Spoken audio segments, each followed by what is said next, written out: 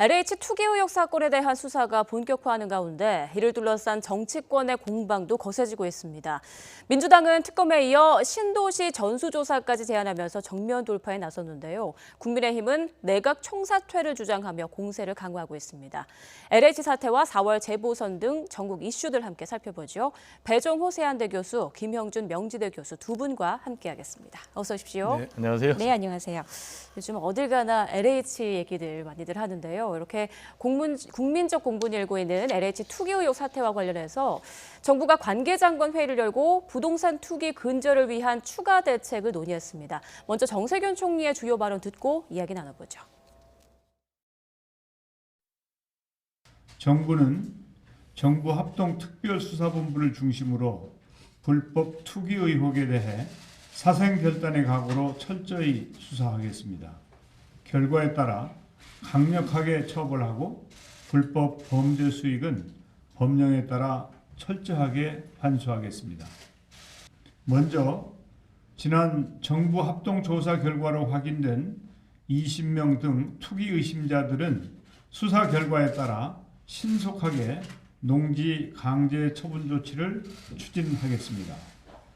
이제부터 더 이상 투기꾼들이 농지를 투기의 먹잇감으로 삼지 못하도록 농지 취득에 대한 사전 사후 관리를 철저하고 엄격하게 관리하겠습니다. 네, 파장이 워낙 크다 보니 정부가 휴일에 장관 회의를 열었는데요. 앞서 들으신 것처럼 투기 의심자들은 수사 결과에 따라서 농지를 강제 처분하겠다.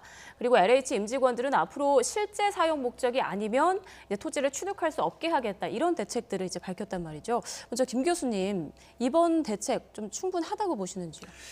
좀 만시지탄이죠. 원래 이렇게 신도시 같은 국민적 관심이 집중된 경우에는 오늘 발표한 것처럼 사전에 다 나름대로 좀 아주 촘촘하게 준비를 했다고 한다면 지금 같은 투기 의혹 사건은 일어나지 않을 거라고 보는데요. 국민들이 지금 이제 분노하는 이유가 두 가지예요. 하나는 이사 대책은 많은 국민들이 이제 공공주도로 해서 주택이 이제 공급될 거라는 생각을 굉장히 기대를 많이 했었거든요. 예. 이제 기대가 결국 분도로 지금 바뀌어가고 있다는 거 하나가 있고요. 두 번째 중요한 것은 문재인 정부는 시종일관 얘기한 게 특권과 반칙이 없는 세상을 만들고 공정한 사회를 만든다고 그랬는데 이번 LH 사태를 보면 많은 국민들은 불공정하고 반칙이 있다라고 하는 부분 속에 굉장히 많은 국민들이 이 부분에 대해서 분노를 하고 있기 때문에 네. 지금 정세균 총리가 강도 높게 이 부분에 대해서 의지도 피력하시고 그리고 이제 대책을 마련하고 있던 부분들도 있는데 네. 결국은 당분간은 가시적인 어떠한 나름대로 수사 결과가 나온다든지 더욱더 아주 강력한 조치들이 취해져야지만이 국민들의 신뢰를 회복할 수 있는 길이 열릴 거라고 저는 봅니다. 네, 일단 정부 대책에 대해서 만시지탄이다 이런 말씀해 주셨는데 배 교수님 생각은 어떠신가요? 저는 이제 정세균 총리의 발언 중에서 이 부분이 좀 공감이 갔어요. 서 읽고 외양간이라도 고쳐야 된다.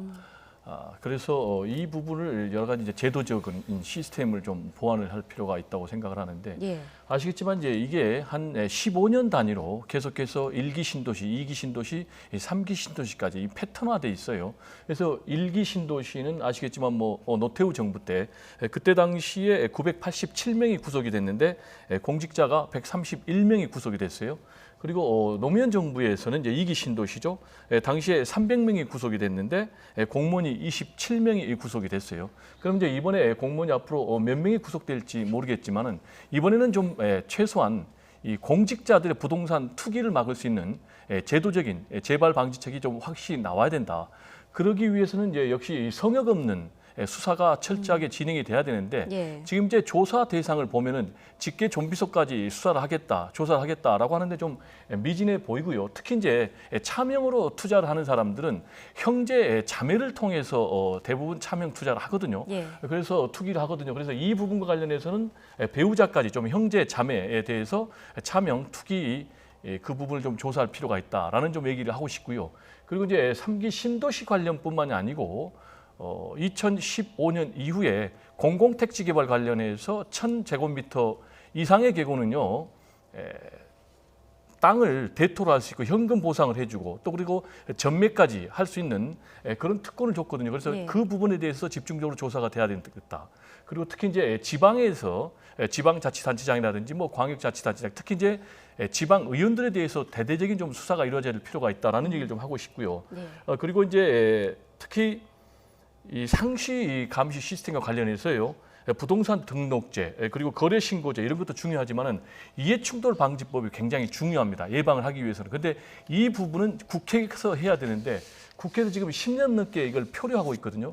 그 대표적인 이유는 너무 대상이 넓다라는 이유인데 결국 이제 자신들의 기득권을 유지하기 위해서 이 이해충돌 방지법을 통과시키지 않고 있기 때문에 이번에 이제 김태년 민주당 원내대표도 반드시 처리하겠다. 라고 했기 때문에 이 부분은 좀 약속이 반드시 이행되도록 국민들이 좀 감시하고 압박을 가할 필요가 있지 않나 이런 생각이 좀 듭니다. 네, 소위 코라도 외양간 고쳐야 한다라는 말씀과 함께 여러 대책들 제안해 주셨는데 앞서 이번 사태에 책임을 지고 변창흠 국토부 장관이 사의를 표명하지 않았습니까?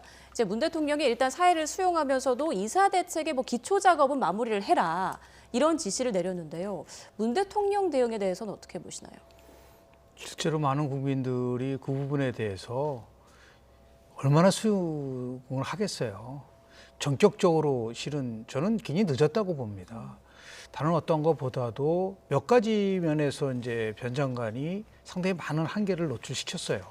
본인이 LH 사장 시절에 이러한 11명이 관여됐던 것이 나오고 처음에 이 문제가 터졌을 때 굉장히 부적절한 발언을 많이 했었어요.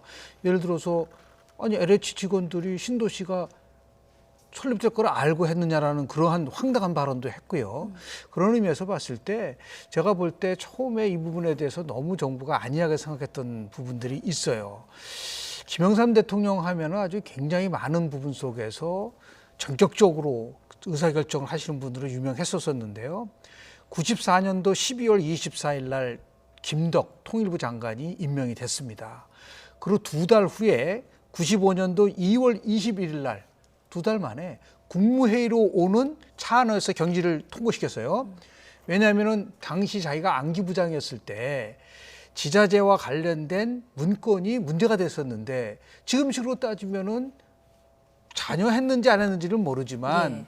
안기부가 정치에 관여해서는 절대로 안 된다라는 대통령의 아주 굉장한 철학을 위배했기 때문에 바로 그냥 경질시켜버렸습니다. 예. 똑같은 일이 또 벌어졌어요. 95년도 5월 당시 10일 날 김숙기 교육부 장관이 국방대관에 관해서 강의를 하면서 월남전은 용병이라고 얘기하면서 이틀 만에 바로 경질시켜버렸어요. 자, 이런 것들이 좀 있어야죠. 국민들이 봤을 때 이 부동산은 민심입니다.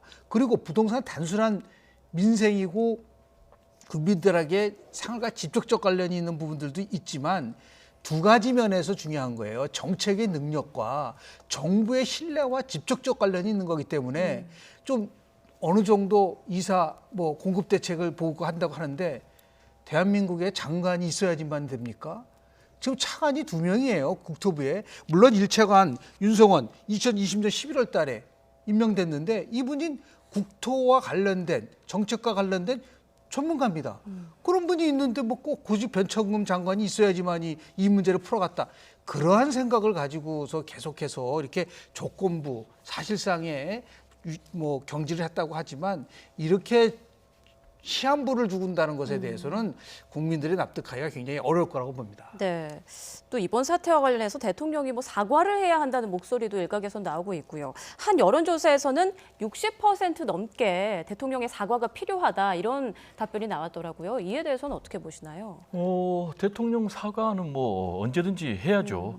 상당한 문제가 있고 또 국민들의 분노가 있다면은 국민들의 분노를 가라앉힐 필요가 있지 않겠습니까? 그리고 이제 부동산 문제와 관련해서 이미 대통령이 한번 송구스럽다라는 입장을 밝혔어요. 네. 지금 이제 특히 이 신도시 공급 관련해서 이걸 책임져야 될 LH의 임직원들이 연루됐다는 것은 상당히 대통령으로서는 명구스러운 그런 일이죠. 그래서 이제 여론조사를 보니까 사과를 대통령이 해야 된다라가 60%가 넘지 않습니까? 예. 아니다가 32%니까 한 10명 중에 6명이 대통령이 사과를 해야 된다라는 그런 입장이기 때문에 제가 볼 때 이제 대통령께서도 사과를 할 것으로 보입니다. 근데 중요한 것은 시기의 문제죠. 예. 왜냐하면 지금 이제 조사와 수사가 진행이 되고 있지 않습니까?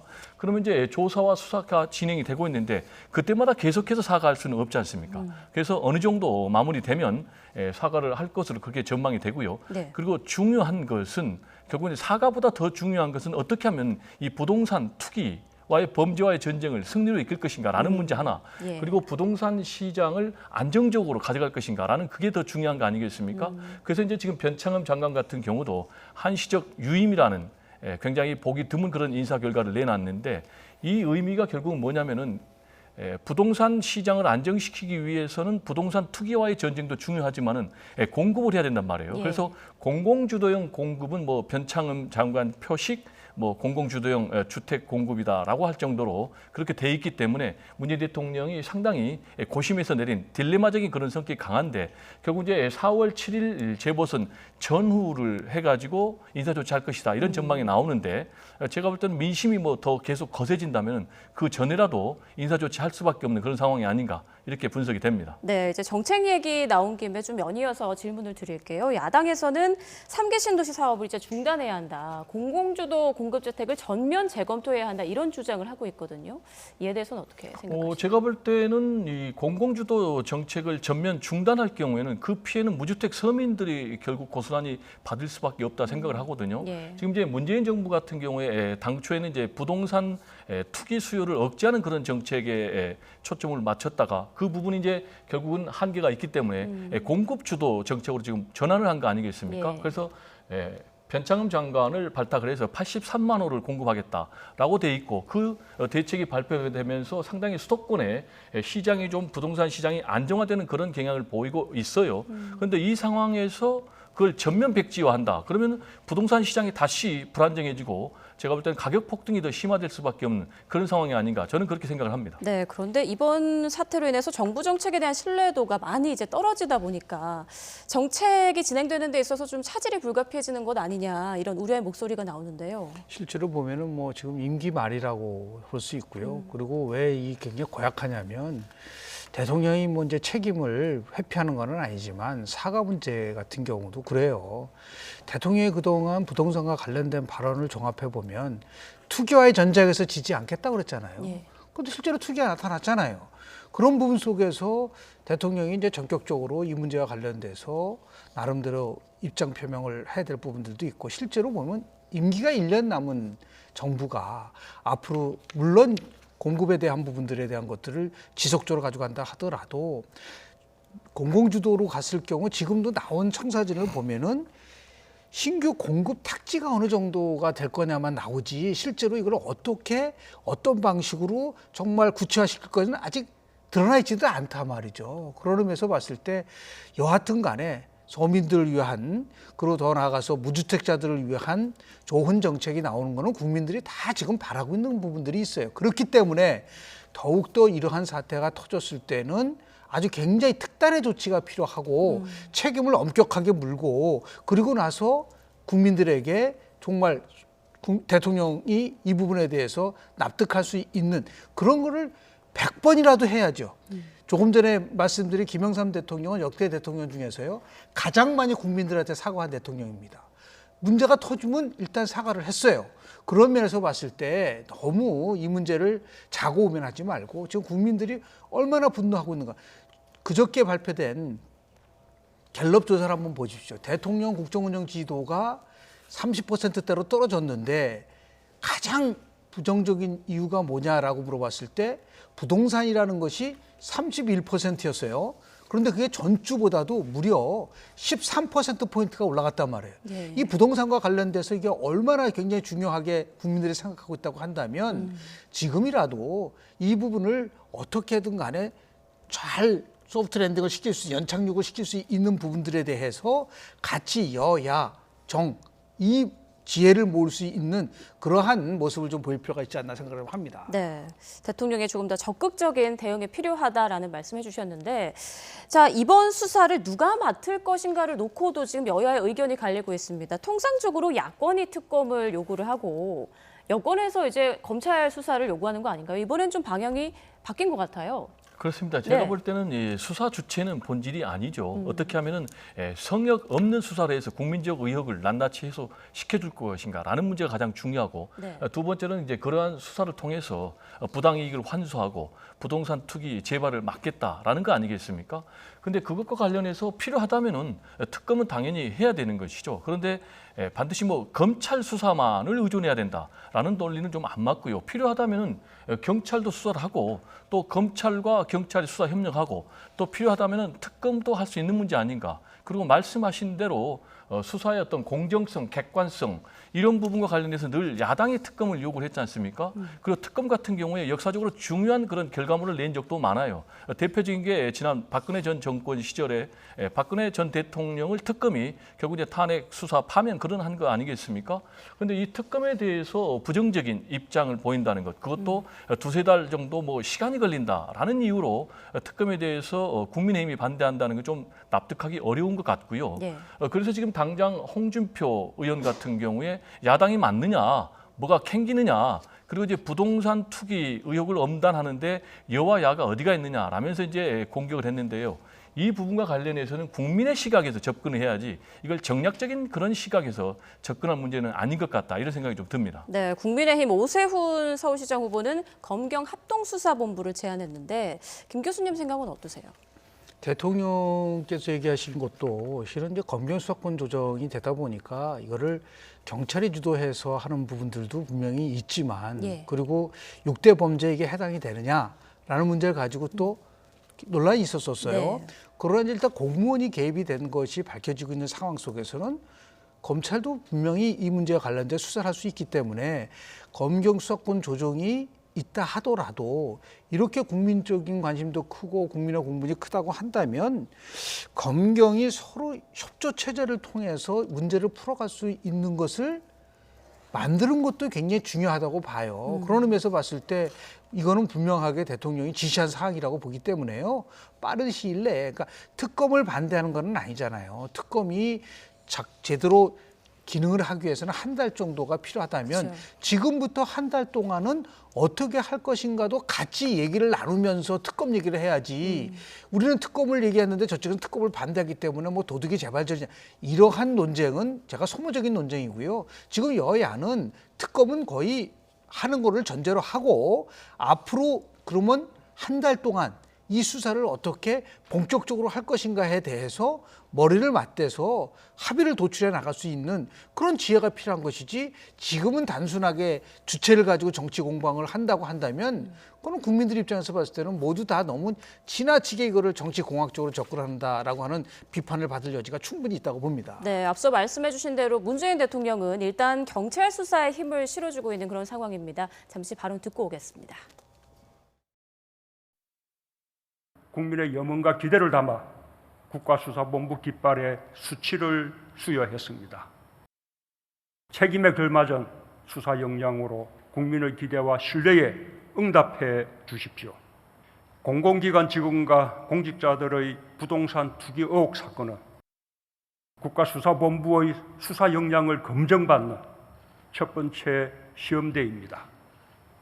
우리 사회의 공정을 해치고 공직사회를 부패시키는 투기 행위를 반드시 잡아주기 바랍니다. 네, 대통령은 여야의 주장과는 약간 좀 거리가 있는 것 같아요. 일단 경찰 국가수사본부가 수사하라 이런 입장인 것 같은데요. 어떤 의미로? 이건 이제 원칙론적 얘기죠. 네. 인터뷰 이제 일부분이 지금 전달돼서 그러는데 원칙론적으로는 당연히 이제 국가수사본부가 첫 시험대니까 검증 받아야 된다. 그래서 네. 그 능력을 국민들에게 보여줘야 된다라는 것 아니겠습니까? 근데 이제 문재인 대통령은 이미 이 사건과 관련해서 검경이 첫 번째 협력한 그런 모델로 만들어 달라라고 부탁을 했고요. 그리고 이제 실제 지금 검경 수사권 조정 관련 법안이 올해부터 시행이 됐지 않습니까? 예. 거기에 따르면은 기본적으로 수사는 경찰이 하도록 돼 있어요. 다만 6대 중요 범죄에 대해서는 검찰이 하는 것이죠. 근데 그 6대 중요 범죄 가운데 하나가 부패가 있고 그 부패 관련해서 4급 이상 고위공직자가 연루됐다거나 또는 3천만 원 이상의 뇌물이 오고 갔다거나 그런 사건에 대해서는 검찰이 수사를 하는 거죠. 그래서 자연스럽게 경찰 수사 결과에 따라서 그런 부분이 나오면 이제 검찰이 수사를 할 수 있도록 돼 있고요. 그러면 말씀하신 대로 그 한 달 동안에는 어떻게 해야 되는가? 검찰과 경찰이 서로 힘을 합쳐서 예. 부패에 대한 국가의 수사 역량을 극대화할 필요가 있는 거죠. 그래서 이제 이미 지금 검찰과 경찰과 검찰 사이에 수사 협의체가 구성이 돼 있고요. 최고 상층부로 국가수사본부장 그리고 검찰총장 지금 대행을 하고 있는 대검 차장 이렇게 두 사람이 돼 있고 그 각 급별로 지금 검경 수사 협의체가 구성이 돼 있기 때문에 중요한 것은 실질적으로 경찰과 검찰, 검찰과 경찰이 조직 이기주의 차원에서 불협화음을 내지 않고 국민적 차원에서 어떻게 하면 협력 결과를 낼 것인가 이 부분과 관련해서 좀 노력할 필요가 있지 않나 이런 생각이 좀 듭니다. 네, 그러니까 검찰과 경찰이 일단 함께 힘을 합쳐서 수사에 나서고 추후에 특검도 필요하다는 게 두 교수님의 모든 의견. 대통령이 예. 바라보는 시각이 더욱 현실적이고 국민들과 소통할 수 있는 거예요.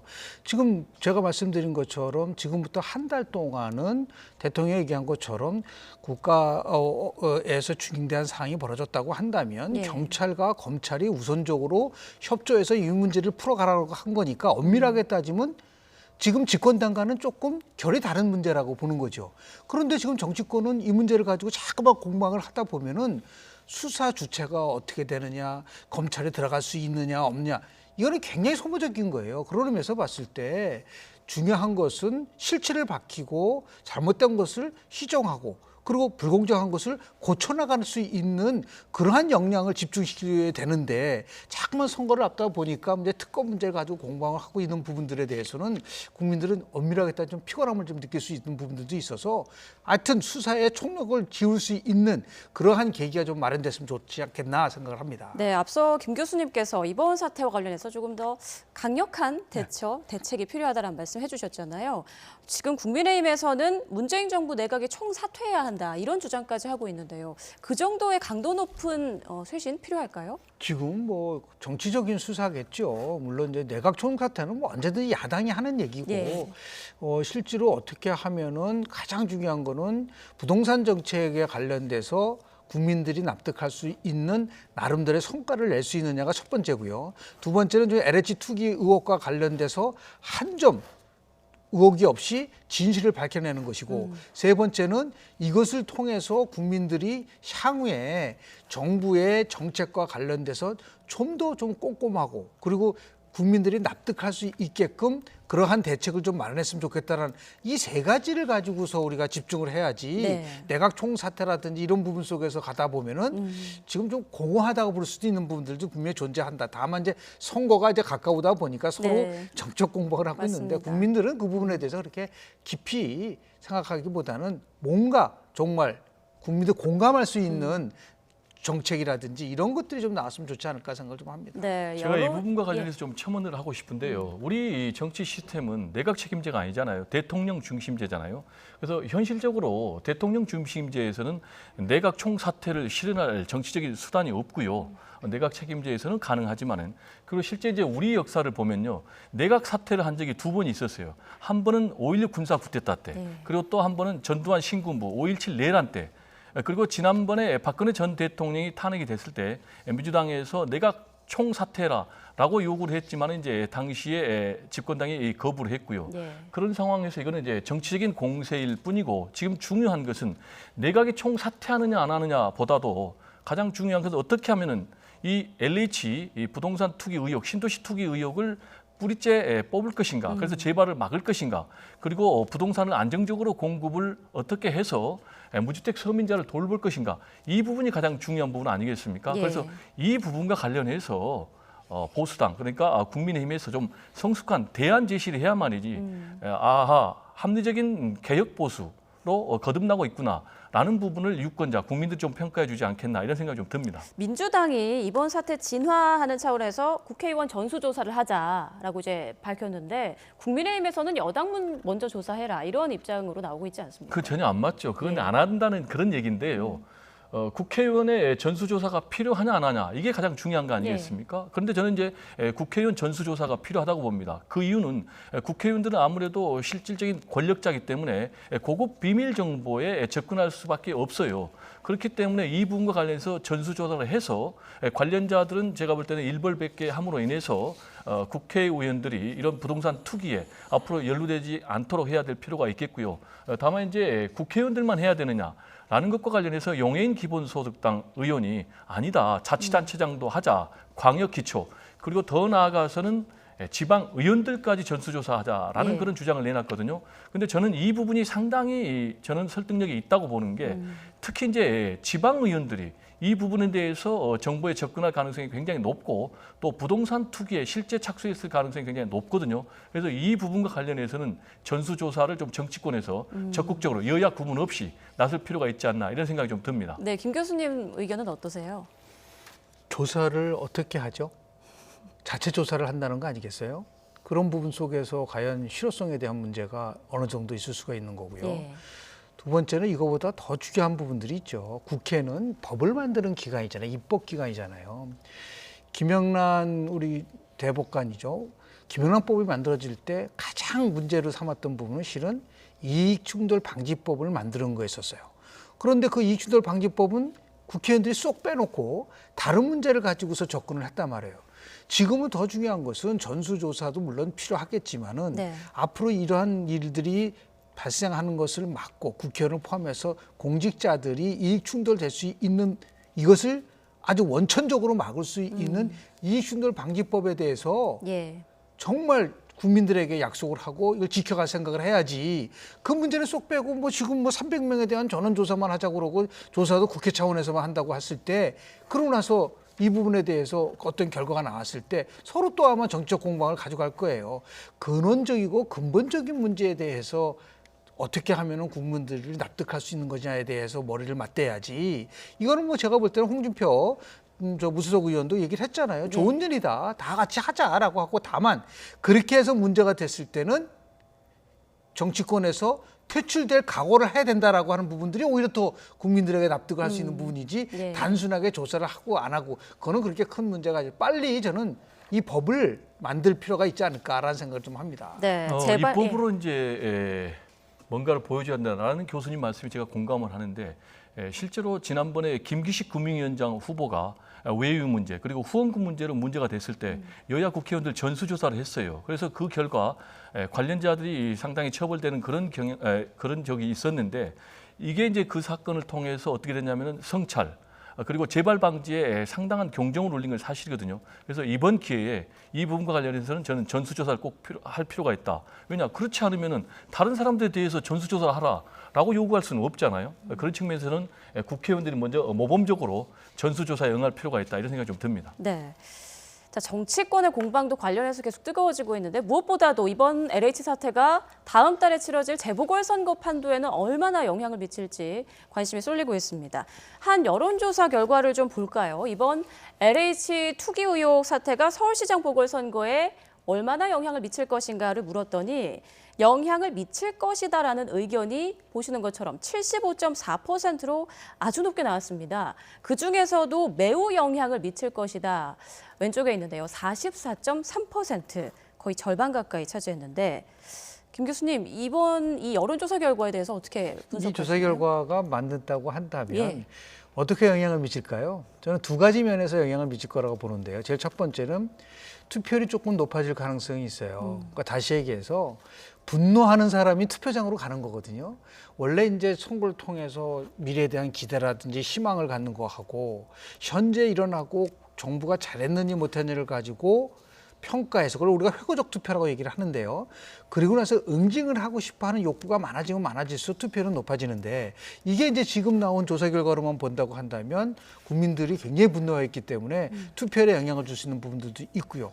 두 번째는 결국은 정권 심판론이라는 이슈가 빠르게 재점화될 수 있는 가능성이 크게 되고 네. 이것이 결국은 여당 후보에게는 불리하게 작동될 수밖에 없지 않느냐. 그래서 실제로 같은 조사기관에서 한 가상 대결을 보면은 상당히 이전의 조사와는 다른 결과들이 나오지 않습니까? 네. 이것이 바로 어떻게 영향을 미치느냐는 것을 보여줄 수 있는 투표율과 정권 심판론과 여당 후보에 대한 나름대로 지지에 영향을 줄 수 있는 가능성은 어느 정도 있다라고 볼 수 있는 겁니다. 네, 배 교수님도 첨언하실 내용이 있으시다면요.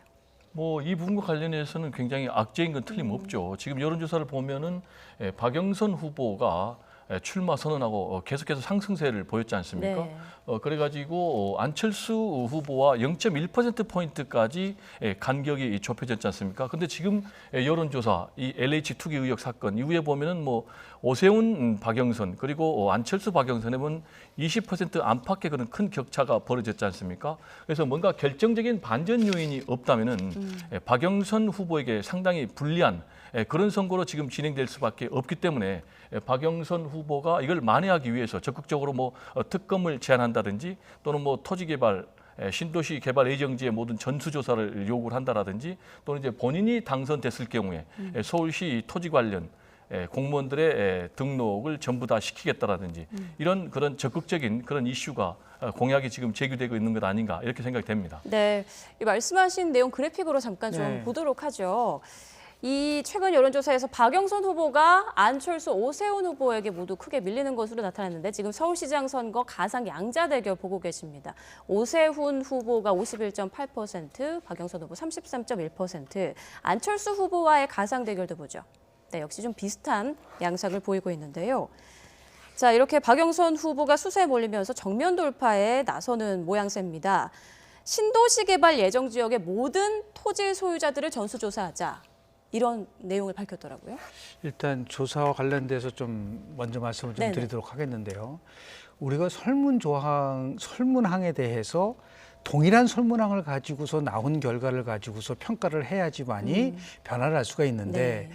제가 알기로는 지금 이 조사기관에서 한 설문지는 다른 조사기관에서 한 설문지랑 조금 달랐어요. 그러니까 다시 얘기해서 오세훈, 박영선 이렇게 물어본 것이 아니라 후보 단일화로서의 오세훈이라는 것을 집어넣기 때문에 약간 옛날에 다른 데서 하는 거와 좀 설문항이 조금 다르다는 거를 좀 우리가 염두에 둘 필요가 있지 않을까 좀 생각이 좀 들고요. 예. 그것 때문에 영향을 준 것인지 아니면 정말 LH 사태 때문에 준 것인지는 더 두고 봐야 할 거지만 여하튼 분명히 영향을 준 거는 맞아요.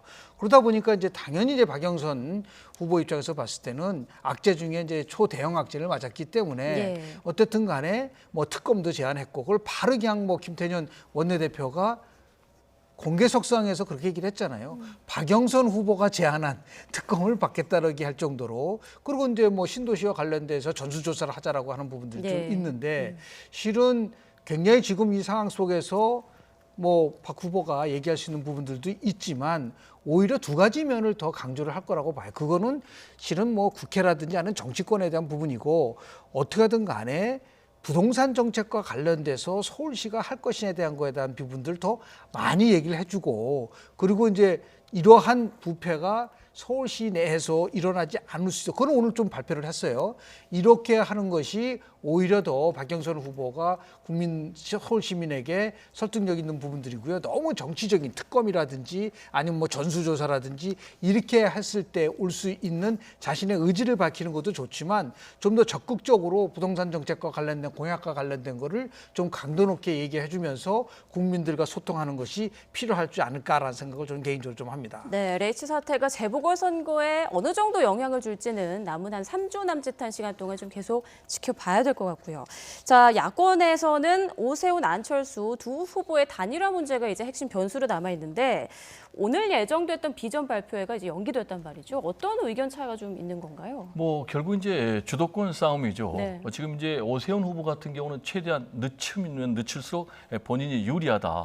왜냐하면 지금 오세훈 후보가 굉장히 상승세를 보이면서 일부 여론조사에서는 안철수 후보를 역전한 그런 여론조사까지 나오고 있거든요. 네. 그래서 시간이 가면 갈수록 늦게 하면 할수록 본인에게 유리하다 이런 입장이거든요. 그렇지만은 이제 국민의당 안철수 후보 같은 경우 반대 아니겠습니까? 늦게 하면 늦게 할수록 손해다. 그래서 빨리 하자라는 이제 그런 입장이기 때문에 당초에는 이제 오늘 비전 발표회를 하기로 돼 있었는데 이 부분도 이제 파행으로 끝났고 다시 뭐 내일부터 실무 협상이 계속 된다라는 부분인데 결국 뭐 시점의 문제 그리고 여론조사 방식의 문제 그리고 여론조사 문항의 문제 구체적으로 뭐 경쟁력이냐 아니면 적합도냐 이 부분과 관련해서 계속해서 지금 양쪽 간의 입장이 첨예하게 부딪히고 있기 때문에 예. 일부에서는 과연 단일화가 될 것인지라는 그런 의구심까지 그리고 단일화가 될 경우에는 그게 빨리 될 것인지 아니면 뭐 인쇄 투표 용지가 결국 이제 찍은 뒤에 결국은 할 거 아닌지 그런 염려까지 나오고 있는데 가장 중요한 것은 아름다운 단일화를 만드는 그것이 중요한데 지금 현재 진행되는 상황으로 보면 좀 아름다운 단일화는 좀 힘들 것 그렇게 같아요. 쉬워 보이지 않습니다. 네, 단일화 시한이 19일 이제 닷새 뒤로 다가왔습니다. 김 교수님께서는 단일화 가능하다고 보시나요? 국민에게 약속한 것을 지키지 않은 정치인은 국민들로부터 심판받게 돼 있어요. 분명히 본인들이 단일화를 한다고 약속을 했고 그 시점도 19일로 얘기를 했으면 거기에 맞춰서 하는 것이지 무슨 그 자기한테 유불리를 따져서 한다는 것은 결국은 그건 독약을 마시는 거다. 여하튼 간에 책임을 질 수 있는 정치인 그런 모습을 보여주는 것이 오히려 국민들에게 서울 시민에게 정말 설득력 있는 것이지 조금이라도 자기가 유리한 걸 찾아서 가려고 한다면 그것이 오히려 더 악재가 될 수 있고 후보 단일화의 효과를 반감시키는 요인이 될 수 있다는 것을 두 후보가 분명하게 인식을 좀 할 필요가 있지 않을까 생각을 합니다. 네, 여기까지 듣겠습니다. 지금까지 배종호 세안대 교수, 김영준 명지대 교수와 함께 전국 이슈들 짚어봤습니다. 고맙습니다. 네, 감사합니다.